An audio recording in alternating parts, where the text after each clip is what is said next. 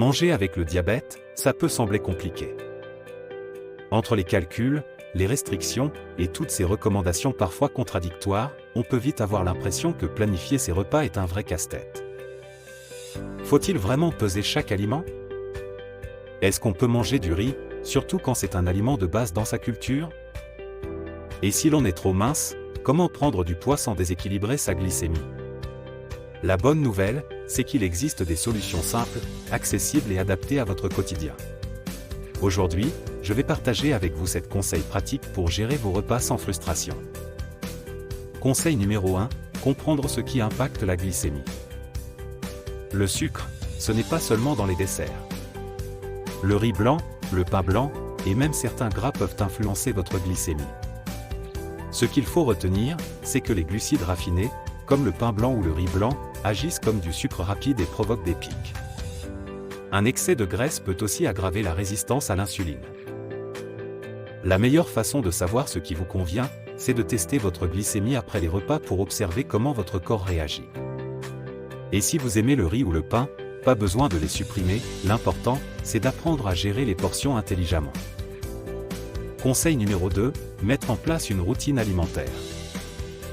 Sauter un repas pour se rattraper ensuite avec une assiette trop copieuse, c'est l'une des pires erreurs. Ça provoque des chutes, des pics de glycémie, et parfois même des problèmes digestifs si vous prenez vos médicaments le ventre vide.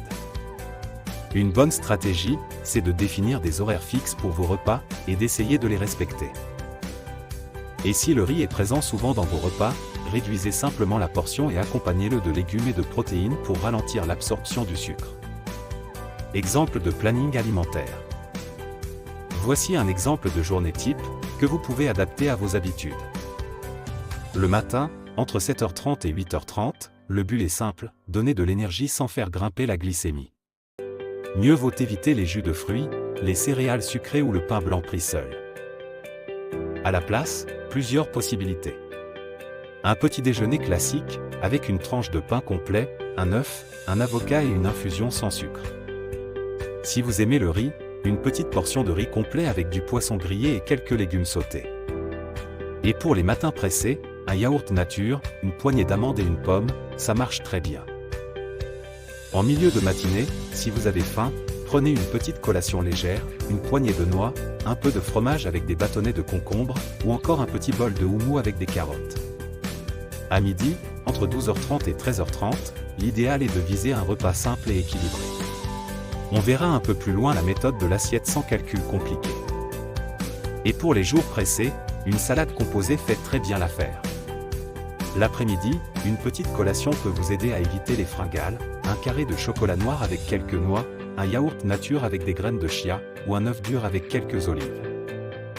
Le soir, gardez un repas plus léger, entre 19h30 et 20h30. Par exemple une soupe de légumes maison avec du poisson vapeur et une salade, ou une omelette aux légumes avec de l'avocat. Les lentilles aux épices accompagnées d'un yaourt nature sont aussi une excellente alternative. Et si vous avez tendance à faire des hypoglycémies la nuit, une petite collation avant de dormir peut être utile, quelques amandes, un yaourt nature ou un morceau de fromage avec quelques graines. Conseil numéro 3, contrôler ses calories sans stress. Faut-il vraiment compter chaque calorie? Pas forcément. L'important, c'est de trouver un équilibre qui correspond à votre corps et à vos besoins.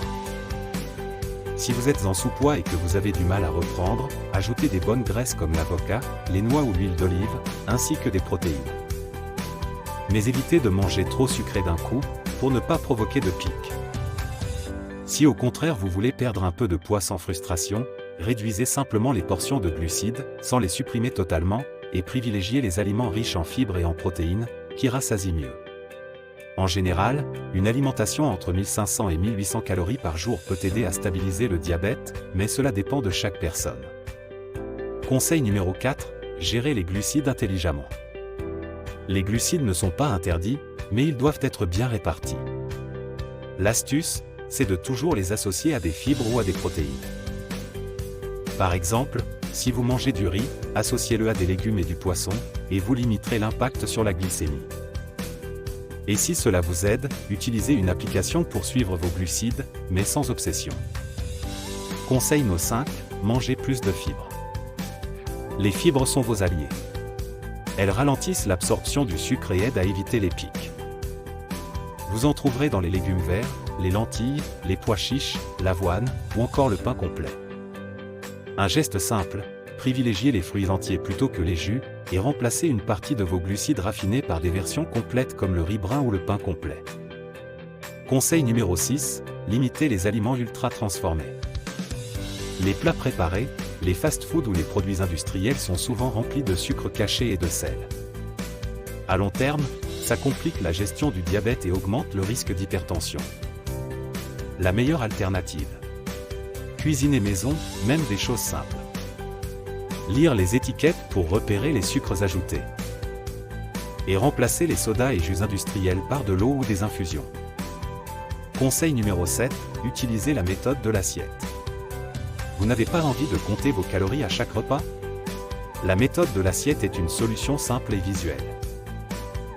La moitié de l'assiette en légumes, un quart en protéines, et un quart en glucides contrôlés comme le riz complet, le quinoa ou la patate douce. C'est simple, naturel, et ça évite de peser chaque ingrédient. Même si vous mangez du riz, appliquer cette méthode permet de garder un bon équilibre. Ce qu'il faut retenir, c'est qu'il ne s'agit pas d'avoir un plan ultra strict, mais plutôt une alimentation équilibrée et adaptée à vos besoins. Testez, observez comment votre glycémie réagit, et ajustez peu à peu. Et souvenez-vous, simplifier, c'est souvent la clé. Dans notre prochaine vidéo, nous parlerons de l'impact de l'activité physique sur le diabète, ne la manquez pas. Si cette vidéo vous a été utile, pensez à vous abonner à la chaîne Glucovie, à liker, ou à la partager autour de vous.